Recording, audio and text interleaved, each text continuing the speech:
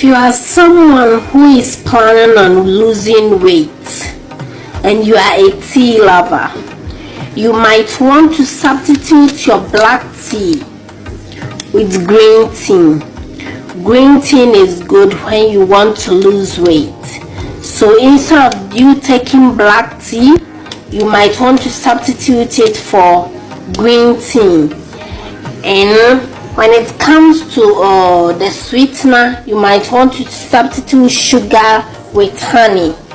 You might want to substitute sugar with honey and a little bit of apple cider vinegar in your tea wouldn't be bad at all. These are some of the things that you can use. You can substitute if you're a tea lover.